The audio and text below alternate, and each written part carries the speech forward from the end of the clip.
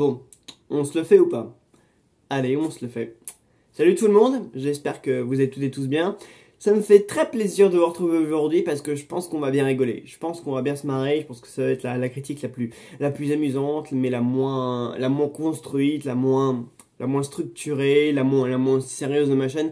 Parce qu'en fait, je vais faire comme le film en lui-même, hein. Je parlais de ce film sans le moindre sérieux, avec un total relâche, avec une totale zénitude, avec le second degré le plus total.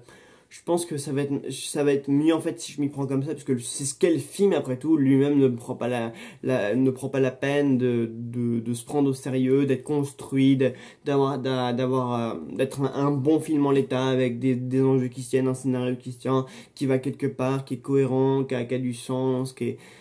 Voilà, parce que de toute façon, c'est la trilogie Venom, depuis le premier film, j'ai envie de dire, elle est perdue d'avance, quoi. C'est une cause perdue. Mais je pensais pas qu'avec le 3, il serait capable de faire encore pire que le 2, qui était lui-même un navet pas possible, une bouillie industrielle, une bouillie numérique qui n'avait aucun sens, voilà, qui nous a saigné les yeux. C'était ça les conséquences, parce que ce film a plus d'avantages que de conséquences. Enfin, pour nous, il y a que des conséquences, mais pour l'équipe du film, apparemment, ils s'éclatent tous à faire ces films-là. Donc, bon, Tom Hardy a l'air de kiffer de jouer dans les pires films actuels. Je sais pas, je me demande d'ailleurs toujours ce qu'il fout là. Vraiment, Tom Hardy, pourtant, quand même un assez grand acteur qui s'est déjà fait remarquer quand même par le passé pour des rôles bien plus sérieux. Enfin, quand je pense qu'il a notamment joué dans Peaky Blinders, dans Capone, dans Dark Knight Rises, au début d'année, je vous conseille dans The Backrider de Jeff Nichols, que j'ai plutôt bien apprécié. Il joue aux côtés de Jodie Comer et Austin Butler.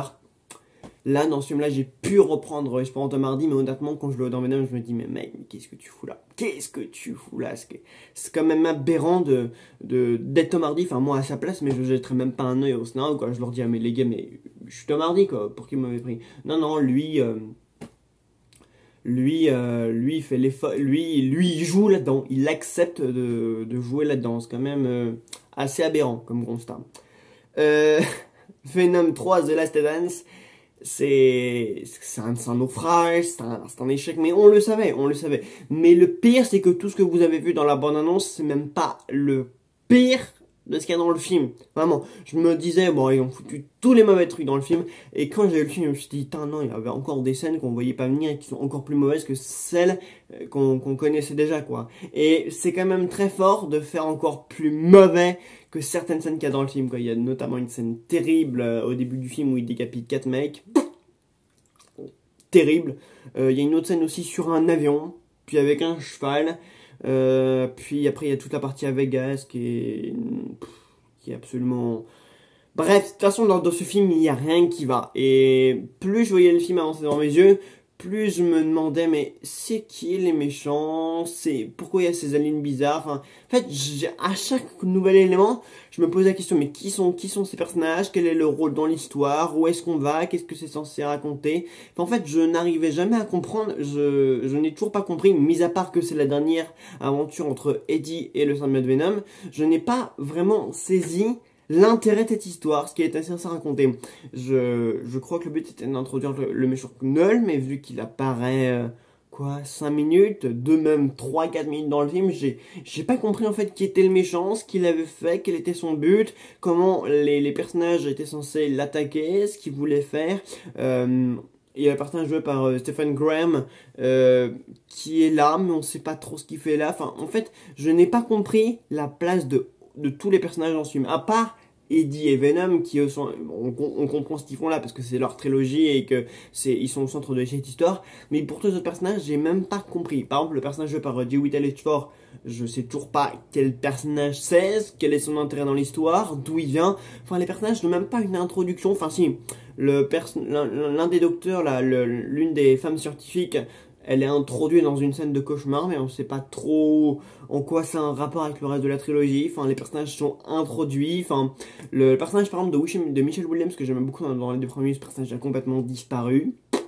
Est-ce qu'elle est morte dans le deuxième film? J'en souviens même plus. J'ai complètement zappé le premier et le deuxième film. Ça fait une éternité que je les ai pas revus. De toute façon, le deuxième film était dans mon top 2018. Il était dans mon top l'année où il était, dans mon flop l'année où il était sorti, donc je m'en souviens plus, j'ai pas pris la peine de le revoir, je ne reverrai sans doute jamais ce film, sauf sous substance illicite, Mais globalement, en fait, les personnages, j'ai même pas trop compris d'où ils venaient, ce qu'ils étaient amenés à faire dans ce film, quel serait leur rôle, etc. En fait, chaque personnage, tous les personnages sont amenés à se rencontrer à la fin du film, à agir pour la même cause, il me semble. Mais finalement, tu te dis, mais qu'est-ce que vous faites là? Enfin, à un moment donné, il y a un rassemblement de symbiotes.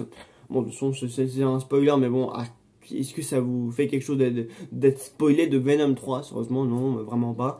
Mais non, j'ai pas compris. En fait, j'ai pas compris quels étaient les enjeux, les protagonistes qui foutaient là, pourquoi ils devaient agir, contre qui, contre quoi. C'est un film qui me dépasse.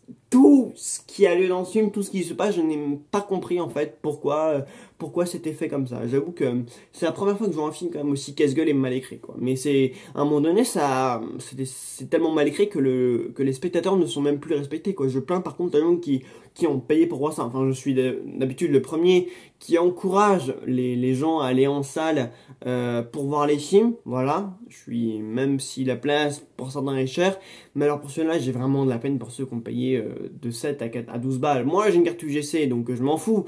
Mais enfin, je veux dire, je vais au cinéma quand bon me semble, sans que le prix me soit plus élevé.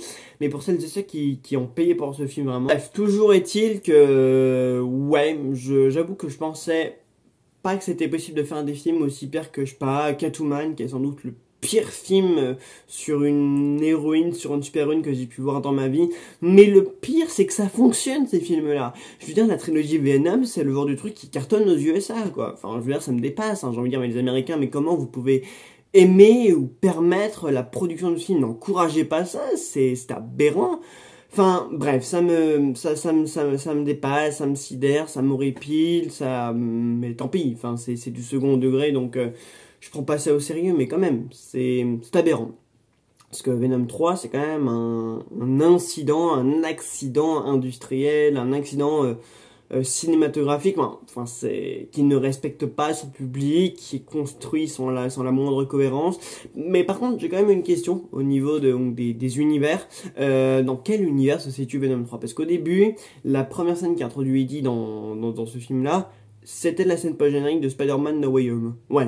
Mais le souci, c'est qu'en fait, je sais même plus dans quelle timeline, en fait, Eddie se trouve, puisque du coup, dans la scène post-générique de No Way Home, du coup, il était renvoyé dans son univers, parce qu'il avait été envoyé dans l'univers de Spider-Man, le film d'avant, dans Venom 2, ou dans je sais plus quel film d'ailleurs. Mais, ouais, du coup, il est plus dans l'univers de Spider-Man à la fin. Enfin, je veux dire, il est de retour dans son univers à lui, ou est-ce qu'on... Enfin bref, je sais pas, parce que je crois que la scène a été modifiée, reshootée, modifiée, enfin bref.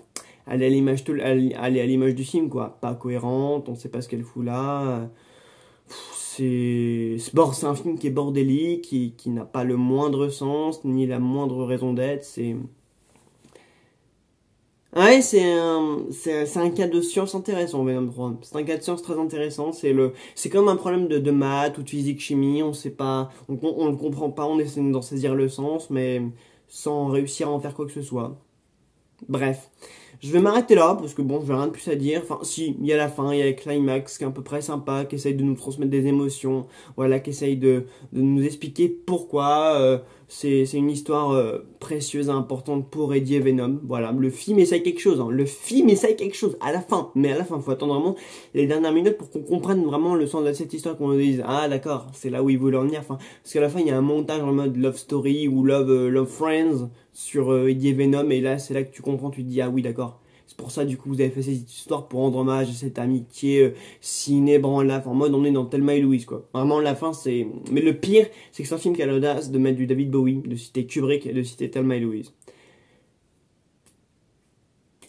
Ok, voilà, je n'ai rien d'autre à ajouter, c'est un film qui est mauvais mais quand même se permet donc de citer quand même des références ou des influences ou des choses comme ça. Enfin je sais pas, il y a des plans des fois vaguement inspirés, tu dis oh tiens là il y a une idée. Bon ça dure une seconde hein, mais il y a des plans où tu te dis oh tiens ils ont une idée là, oh c'est magnifique, une idée de mise en scène, oh un beau plan ici. Enfin des fois en fait quand ce film propose des choses, des beaux plans ou des belles scènes ou des choses comme ça, t'es surprise parce que à tel point le film sur tout son ensemble il est mauvais, puis soudainement à la fin ou même le temps d'une scène ou de quelques secondes il se réveille et oh il y a un truc de sympa à l'écran.